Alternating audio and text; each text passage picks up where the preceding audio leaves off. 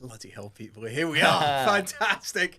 Good to see you. It's been many, many months. It has. Yeah, that's my fault. Moving to Devon is not really conducive to lots of podcasting. But and Wimbledon as well. You've been busy. Been very busy. Yeah, had a move to Devon. That was the big thing. That was right at the start of the year. And got a son now as well, which we'll get into a little bit of that because that's affected watches in certain ways. And sleep. And everything else. Other things. Yeah, and other things. And then I had like 7 weeks, just after he was born, I had 7 weeks in a row where I just didn't have a day off. 7 weeks straight. So that's why I also didn't see me. Not ideal for my wife either, who had it harder. So I can't complain. But yeah, and then since then it's calmed down a bit now. She's a saint. She is a saint, Christ yes. almighty, that. 100%. Having just gone through it now, I can tell you that is... She did come up, she was up here for Wimbledon, so it wasn't 7 weeks on her own. But, and she was you bartered tickets to Centre Court as a way to smooth off the fact that she hadn't slept at all and doing the whole thing. She didn't make it to Wimbledon. He was, how was he there? How old was he? He's about 4 weeks then, I think. And yeah, chief prime, he's got lungs on him. Obviously, he's a son of a broadcaster, so he gives it a good go when he cries. And so if he went into Wimbledon, it would have been no tennis played. So everyone would have just been like, no. Have you got a tennis racket in his hand yet? Yes, little tiny mini one. Yeah, tiny mini one, and he's swinging away. What he is doing more than anything else is from such a young age. It's from about like 6 weeks. He chats. So he doesn't like being held, but like when you just sort of put him down, he'll just stare at you and go, and you literally go back and forth, and he's having a little conversation with you. So again, he's more into the podcasting than the tennis, I think. Okay. That's where he's going. Taken from his father. Yeah. Are you getting much sleep? Is he well behaved? Through the night? This is not a father. This is not a podcast for the bod dad. The dad bod. It's coming. It's coming. Yeah. What do you mean it's coming? It's already there. It's been there for 8 years. Through the night he's actually pretty good. In the day, an absolute nightmare. I'm a bad sleeper. He's got like a bad trait from me, and he's got a bad trait from my wife. The bad trait from me is that I am a terrible sleeper. And particularly in the day, which isn't great for my job because I have to work at all hours. And so in the day, if I need to sleep, I don't sleep. And he just does not want to be put down. He wants to be played with. He doesn't want to be held, so he doesn't fall asleep. So he's a nightmare in the day. But then at night, he's actually pretty good at getting to sleep. And I've forgotten what the worst trait is of my wife. Careful here. But yeah.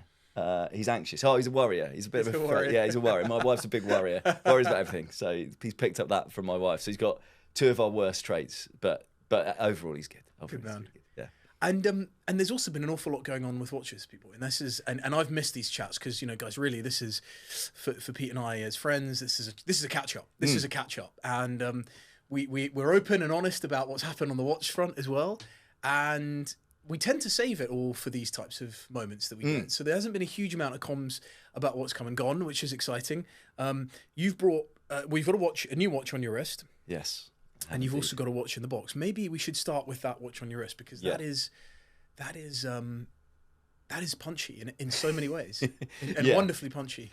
Yeah. So, I mean, I'll go back to the start with this one. So, the Élégante, as you know, I think it's an incredible piece. I just loved the black dial of it, as in thought it's something different. Not many people have it. I asked because when I saw it in the flesh, I just thought actually that's such a cool piece. Loved it on the pink strap. Loved it on the white strap. So.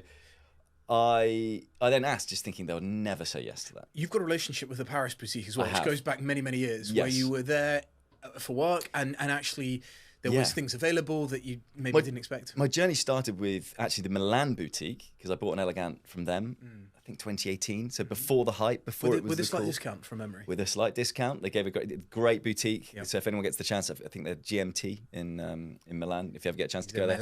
Milano, yeah. Lovely people, great boutique. Dad will be coming in full steam if you spend much time in Milano, that's for sure. Yeah. Food, bloody hell. Great. Those were the days as well where, as a commentator, you would get sent to the actual venues that you would commentate from, but that's all changed now. But anyway, and then I actually just wrote to a load of Paris boutiques, and I just so happen wherever their boutiques were, they have got one in New York, they have one in Paris.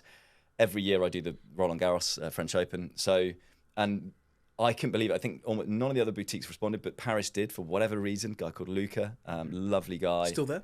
Still there. I think he's part of the furniture there. He's been there for many a year. And I asked for the Octolune, and just saying, look, I've bought an Élégante, blah, blah, blah, blah. And he responded. He took me by surprise and responded and said, yeah, we actually have one. We have a 42 mil, and I was wanting a 40. Yep. But yeah, we can reserve that for you if you like. And I was a bit blown away. When was this? What year was this? So this must have been this was before COVID, so maybe this was 2019. At this point, there was hype on F.P.Journe. Like there was sort of it was after the days of William and Son where you could go in, and so maybe it was 2020. Maybe I've got all that. I think it was 2019. But anyway, went in and then I spent forever. And then I've obviously told this Davine story before and all of that. So we'll cut through all that. But anyway, since then he's been absolutely fantastic. But when this came out, I asked Which was last year, by the way, I think. It was last year. Last year. Yeah, it came out last year. They discontinued the white Titalyt with a white dial. So this with Titalyt white. Yes. Yeah. So they discontinued that.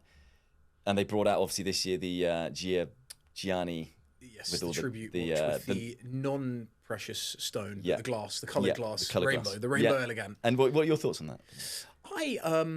Immediately, it's not to my taste. Once I understood why it was being done and honouring the chap who was really the sort of the driving force alongside Mr. Journe in the development of the background, and actually the mentor / father figure, I understand, to Sean, who's the boutique manager here in the London boutique.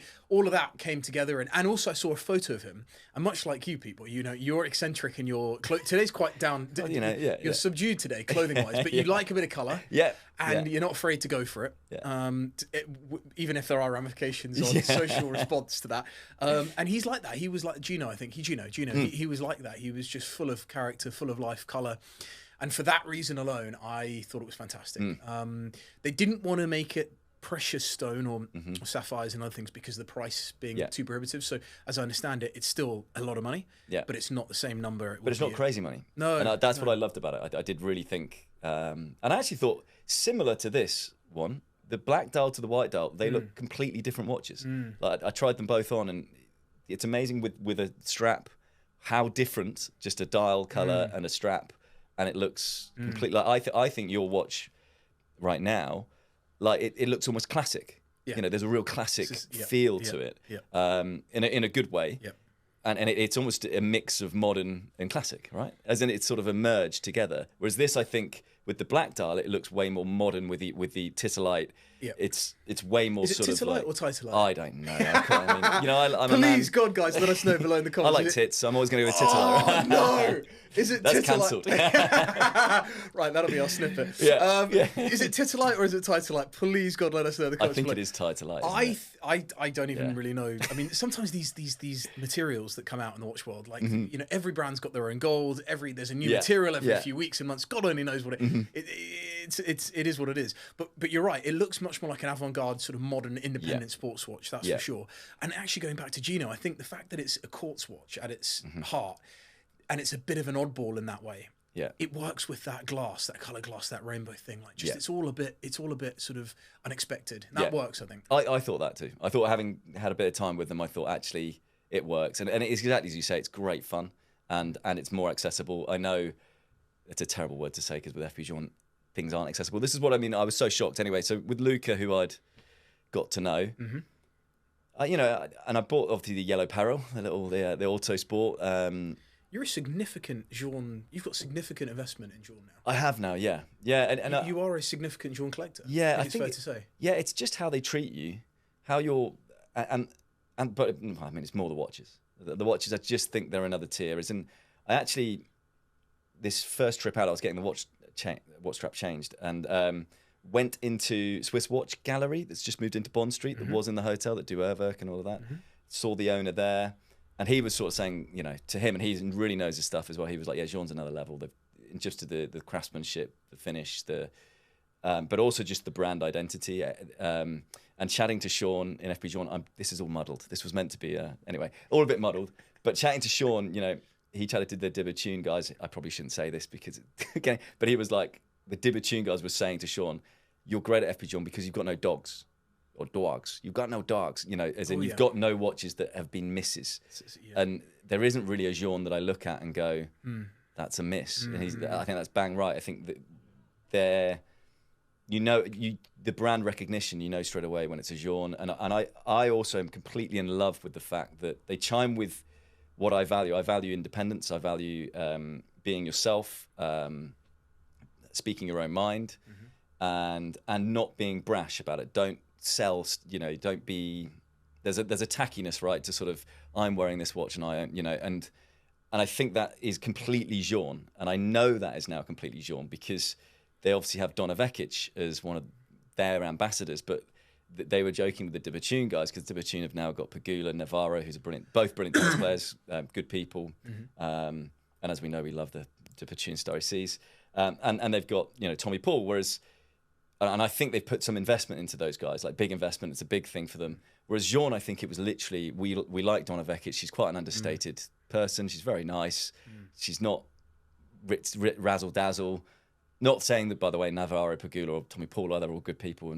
But as in, and they just gave her, I think, a couple of watches. I think it was like 2 watches they gave her. That was it. I did hear from the unnamed source that she very humbly came into the boutique in London and asked for a strap change before Wimbledon last year when things didn't go her way. Yeah. This year, obviously, she did incredibly well. Yeah. But I gather she had just the one watch and she's worn just the one Élégante just the whole way through. I think they even offered her another one and she said she felt even embarrassed to change the strap. And they were like, no, obviously we'll change the strap. But I think that sort of personality, they're not about making big splashes. That's why when they release something, it's not everywhere and you're not seeing them on banners. And so that they are desperately trying to keep their independence. And I think, look, some people could see them as being selective in terms of who they choose. And I think, but every watch brand is.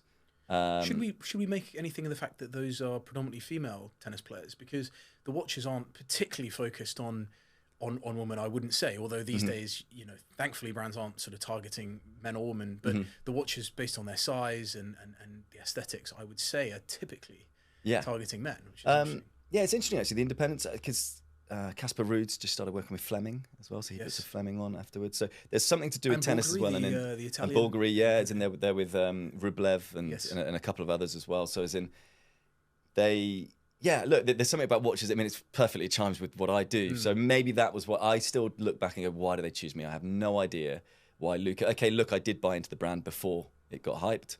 So I got lucky there, really, because I just loved the design of the Élégante. I thought it was incredible.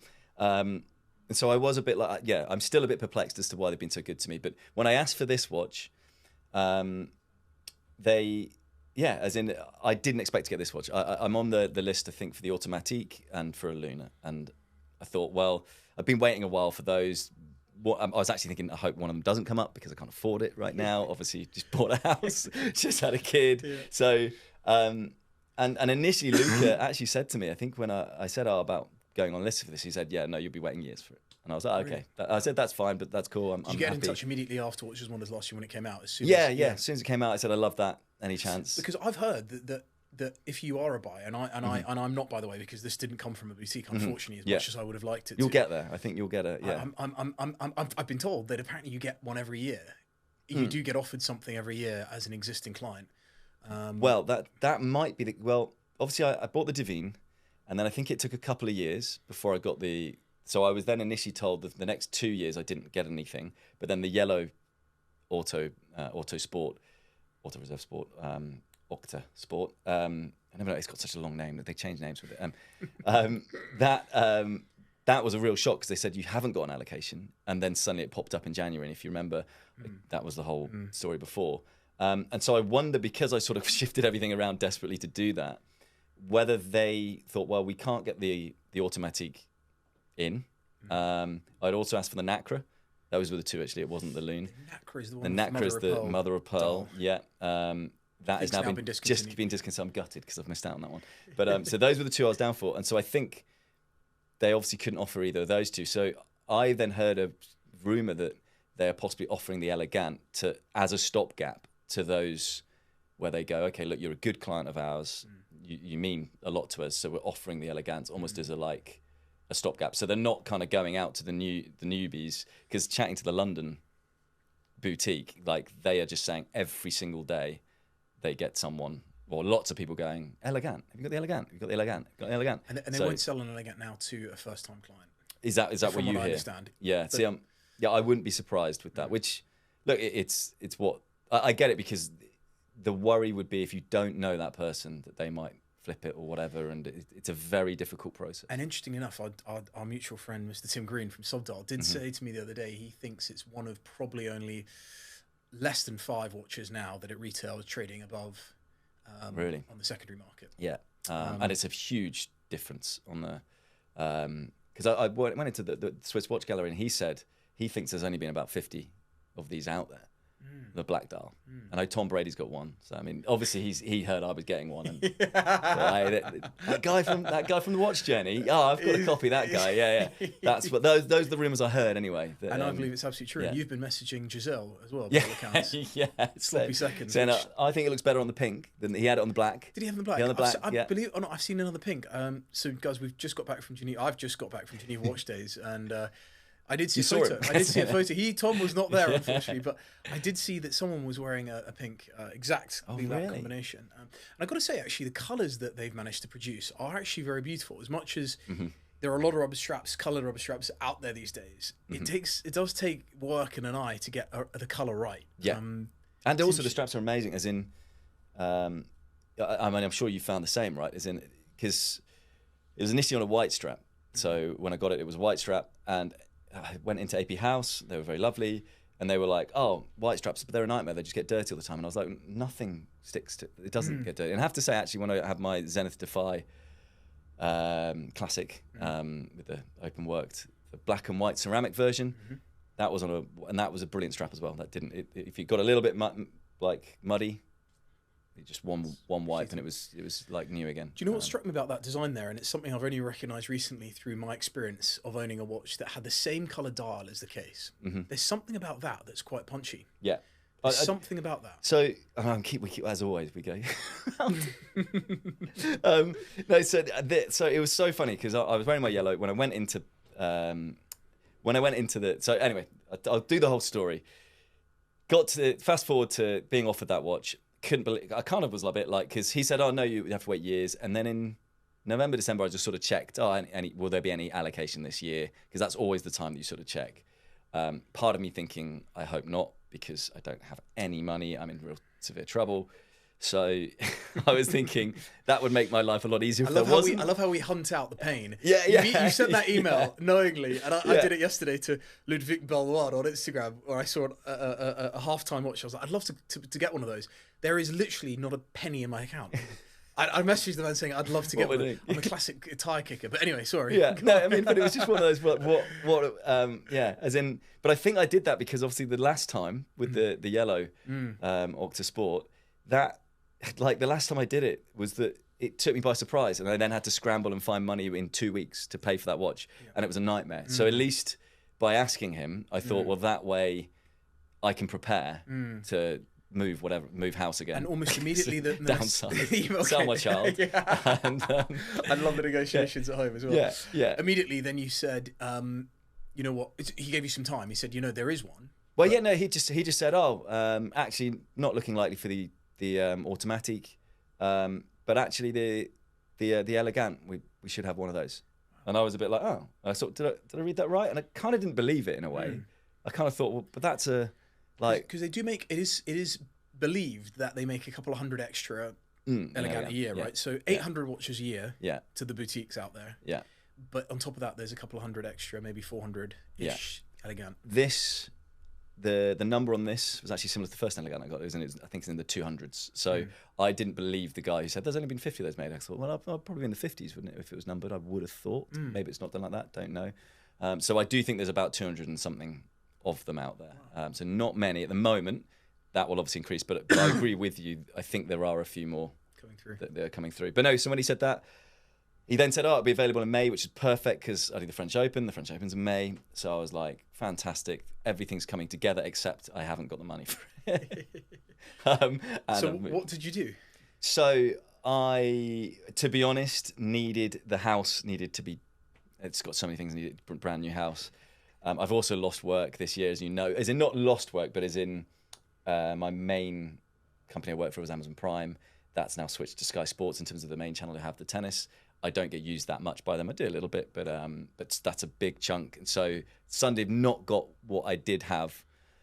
So everything was kind of a big hit, like as in moved house, way bigger mortgage now. Wasn't really paying much of one before. So pressure money-wise everywhere. So and the young buck. I mean, that's at the same time. And so I was then, well, I'm going to have to sell something. I won't divulge what, but as in I was going to have to sell something. I didn't want to, but it needs must, as you know.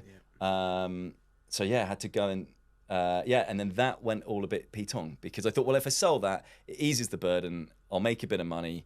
That will cover the cost of this. That will pay for the wood flooring or a sofa or a wardrobe, all the things we actually need to live, like that are way more important than a watch. All the things that are actually, please, wardrobe guys. We don't have. No, you don't need the wardrobe. You we're certainly in don't a need spare the room bathroom. at the There's no moment. need for the toilet. The toilet's a side note. The Exactly. toilet's lovely, elegant in the sofa cupboard. you don't really need. Gathering You dust. can sit on the floor. Please, guys, let us know in your comments below what you think Pete has sold to make this elegant work. You thought that it would be, understandably, you thought it'd be a watch that would move very quickly. Yeah. Not because you bought it with that intention. No, but it was not one of at those all. watches Not at all. that you thought could, and I think that says something about where we are at the moment. Yeah, in the I industry. thought it moved quickly. What also happened was that it was broken. I didn't realize it was broken, so there was an issue with it. So that's a really interesting point for people out there, and I'm sure there's others that have had that experience where you're wanting to sell a watch and you list it through a trustworthy pre-owned partner who typically do checks on the watch. Yeah. The best ones do. And suddenly you're like, oh God. And I had that very recently with a watch where it took a couple £100 off the listing price because of the cost of the service. Yeah. So it is interesting. So I mean, thankfully it was covered under. So I was. It didn't cost any more, but it then meant it was I think it was a 6-7 week delay. So 7 or may have even been 8 week by the time I got it to where I wanted to get it to. So suddenly I had lost 2 months when it was meant to be selling, and it probably would have sold if it had gone down. But anyway, I got to the French Open, and I can't actually remember. Maybe I had some of the money. I don't know. Either way, at the French Open, I was pretty. I think I was going to have to borrow money. I don't know where I was going to get the money from. I was a bit like, I'm not sure I'm going to afford this. This is going to be really difficult. And as I was at the French Open, my wife was 9 months pregnant, or 8.5 weeks pregnant, 8.5 months pregnant. And lo and behold, Ziggy, the little chap, decided to pop his head out. A little early. So suddenly I was so busy the first week of the French Open, didn't have any time for anything, just like, because usually I would have gone to see F.P.Journe early. And when I bought the Divine, I was in like every day. And this week I was just snowed. I did not have like 1 second free. Exhausted, and then got to like, I think, and then it was on the Friday that I chatted to my wife. I had the day off. I was possibly going to go into F.P.Journe that day. I was only doing the night session. And suddenly I had the phone call at 7 a.m. in the morning from my wife. Waters have broken. Thank God it was 7 a.m. in the morning. It was the most carnage trip back to Devon. Imagine if you hadn't, and this has happened to me before, where your cards just aren't working because you've got nothing left. You might not have been able to book a train to get to the hospital to see the child baby. And honestly, I made it from door to door. It was Exeter Hospital, door to door. I made it in about 5 hours, which is incredible. From Paris hotel, door to door. I caught every connection. I bought a ticket. I didn't even know. It turned out it was first class because that was the only ticket left on the Eurostar. I got in a cab that was, a very French person, French taxi driver. Look, I love the French. The French have given me all this stuff, so definitely not interested in the French. But he was like, I will not drive fast. I was like, my wife's in labour. I've got like quarter of an hour to catch the Eurostar. And he was like, I will not drive fast. There is just horrible. And he wouldn't let me get out so he was not I would not have tipped him, put it that way. Wow. But that was my I caught the Eurostar by about a minute. Anyway, long story short, made the berth. Everything was great, fantastic. Obviously, I then going to stay home with my wife and newborn. I knew I was coming back for the Paris Olympics, so had to message Luca from F.P.Journe saying, look, I'm really sorry, I can't collect this watch. Do you mind just holding it? And they were great. Obviously, they said, as excuses go, I think that's quite a good one. And at least the baby photos, I had my, when I first held him, I had the Octasport on, so that was my watch with him. And I thought with this one, I didn't know whether it was going to be a boy or a girl either. And I really wanted the pink strap. I'd been told they didn't have the pink strap, it was small. So I kind of thought, it's going to be a girl because then the pink strap would match up perfectly, but it's all of these things that go through my head. I agree with the photo though, because I think looking back at that photo, that is one that had a special place in your heart. Yeah. No. Again, it'll always be in the collection again. So because that was what I was wearing when he was born. So even though this will always stay in the collection as well, because this was the watch I got when he was born. So, but interestingly enough, you did say to me privately that immediately when you got it, it took a bit of time before you fell for it again. Yeah. So it was crazy because I turned up, went to the boutique. So actually to go. So trying to sell the other watch didn't sell. So I had to find the money for this. And when I say find the money, it was like I'd already borrowed from like my wife's mum. So it was like I couldn't borrow any more because that was already for the house that I'd bought. Honestly, and lo and behold, I got very lucky. I got paid early by a couple of places on the day I was meant to collect the watch. And so then when I got the watch, I remember the next 2 days I was messaging my wife like each day saying, can you just give me another £100 so I can eat for the next day? Every single bank account was zero. Yes. Everything. It was like everything. I know exactly like, how you feel. And I loaned and maxed out I had no other option. But I managed to get on it.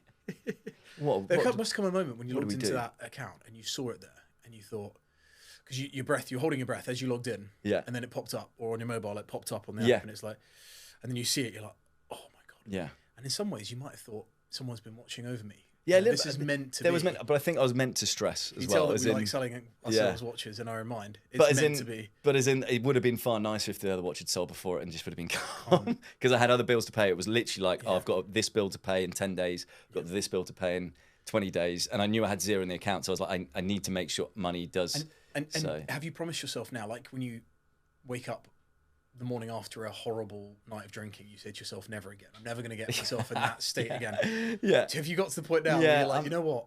I know what it feels like not to know if that card's going to work or not. And I don't want to go there again. I think when Jean call you though, I know it's going to be. I know I'm going to have that again because when Jean call you, go. I'm so privileged to own what he's done. I mean, they are so incredible. I'm so lucky. There's so few people who get that opportunity, and they're been so good to me. If they call me, I want to be a part of their brand. I don't know that if they call me, I think I'm going to have to say no for the next year because I can't see myself with the money for the next one. If Francois Paul calls himself on a late Friday evening, would that convince you? If he says we're doing a discount, then maybe. But that's about the only way. Because I mean, I can't really sell anything else either. But anyway, so long story short, when I first got on the wrist, it was white strap. And I was wearing something different. And it didn't go with what I was wearing, I have to say. I didn't think it went with what I was wearing. Didn't fall back in love with it. I was like, I'm actually a little bit disappointed. So it literally was a day of going, maybe it was all the stresses of the money and everything like that. Yeah. But then since that day, I've honestly been obsessed with it. It hasn't left the wrist. I sleep in it, do everything in it. It's replaced with the yellow dial, which I was doing that with everywhere. But it's something to do with the grade hands for me. It's also the tonal work, as in the different shades. It all just goes so incredibly well. Like the shades of it's totally different to the other one that I own. And with the white, I actually got so used to the white. I loved the white strap. So I really wanted the pink strap. That was the one I was asking for. Had it on the white. Then he said as soon as I left the boutique, it came in like the next day. And so he then sent it to me free of charge. Legendary. But it's the silvered hands that every time I look at it, because I'm so used to thinking, well, Jean is all about those blue fumed dial. You know, they're such a big part of their watches. I know they're not on all their watches, but it's such a big part of their watches. I'm so used to looking at Jean and seeing those hands. Okay, it's not my sport. And I look at this and it just, I know this is going to sound like weird, but it's like such a limited edition, special piece that only very special. Like, so I know there's a weird ego tickle there. Every time I look at it, it all just goes. It's not as legible as because of the white dial, but all the shades of grey, white to black, and then you've got the little, the rose movement. But it's those hands that I'm like, this isn't a Jean. This is like it's a crazy Jean. It's a wild Jean. And Jean incredibly has its own dial making facility, its own dial manufacturer and case manufacturer, and they make for a lot of other brands out there. Yeah. And when you look at this watch, it's so much more than people fixate on the fact that it's a quartz movement. But actually, there's so many different elements that go into the watch that make it special. The dial, the hands, the case. Finishing of the movement. Purposely haven't gone into that because I know you've covered it so many times. Just so much depth. We've covered it. I mean, if you want to, when you covered you did it beautifully. So I knew there was no point going into the movement or that because we know all about that. And it's so scratched because I've worn it so much. But titanium grade 5 is not easy to scratch, but I have managed to scratch. You've got there. Yeah, and this a Titalyt does scratch. Does it? Yeah, it does. When I first bought the first Elegant, day one, I had a kid with a hammer hit it and it scratched, but then it becomes part of the watch. It becomes. I wonder if they can service that out. He said, yeah, they said they can. They can, Yeah, they can. they So said they that's can, interesting for people. Yeah, but it's not like as bad. It doesn't scratch as much. It's almost on the angles. Yes. You see it, so rather than anywhere else. But, People, we are under some time pressure today. yeah. But I have to ask, what have you got in your watch box there that you brought with? So this is talking the independence. I thought, look at this as well. So this nice F.P.Journe case, little case that I needed because I was so unprepared in Paris. So louche that it's butter soft. Love It's it. melting. Butter, it's just almost beautiful. melting away. This is an Anderson Genève world timer, platinum. I think it's 33. This sadly hasn't got that much wrist time because my wrist has been covered in jaune, and that's the thing with the two jaunes, the Octosport and this one. You can wear it anywhere, So everywhere. wearable. It's so wearable. I go running in it. I can, whatever. As in, you can swim do in it. I've been told this one you can. And I've been told this one you can. Yeah. 30 meters, but it's good to go. Screw down crown. I had a good chat with Sean. Don't go too far down. Don't go more than 10 meters. He said. Otherwise, the back of the case, it might get an air bubble in. So because this was actually an interesting story for those nerds out there. I know with time. So when I first bought the Élégante, I remember I thought it was 50 meters on it. I swear it was 50 meters, not 30 meters. It is screw down crown. I also remember Jean himself saying, "This is 100 meters you can go in water with." I remember him saying The confidence. The confidence, saying like, "But we haven't got it cost certified or whatever." But it does. I can assure you. And then the tune has changed a little bit because when I bought this from Luca, he was like, "It's only 30 meters. I wouldn't go in water with it." And I was like, "So something's happened there. Either a lot of people have broken their watches or something. Something's happened where I feel there's been an adjustment." But chatting to Sean, great guy at the London boutique, he said, "Yeah, you'll be fine. Just don't go more down than 10 because everything that they do, the inside of the case, everything's positioned perfectly and it's all done by hand. So there's a chance that with the pressure it can, I think, Pop one in. Pop a little bubble in, and then so by all means swimming pool, Yes. shower, Yes. fine, but don't get too cocky with it, Justin. All right? Yeah. Jacuzzi? I think I'd be fine in jacuzzi. Nude, yeah. nude jacuzzi? Yeah, I mean, I know that's not gonna make an only how issue. you nude everywhere. Aren't you? It's rare that you've got clothes on today. Beautiful watch there, people. Yeah, that's got to be celebrated. I think it's the Christopher Columbus, It is. that model. It is, yeah. Limited 1992. edition. They make 500 of that. They made 500, but in different colours. colours, yeah. I think only 100 in the platinum. May have even been only 50 in the platinum, I think. They made, 200 in white gold, 200 in yellow gold, and then I think it was 100 or 50 in Absolutely. platinum. It's like a show and tell. It's like a show and tell. You Yeah. brought that in Yeah, just as a little kicker. Beautiful. There we go. Not a new watch, but one you've had for not a a while. new watch yet, but it was one of those where I was thinking, because needing money and whatnot, I was thinking, do I sell it? Do I switch to something else? And then I got it out of my box and went, no. I still love it. It's still such a precious beauty. And it fits you so well on the wrist Yeah, when I see it's it. so cool. Yeah. It's, So yeah, it's staying. So anyway, there we go. on that note, people, thank you for the update. We've run well over time. We're all good. Yeah. Guys, thanks for joining. Cheers. Thank you.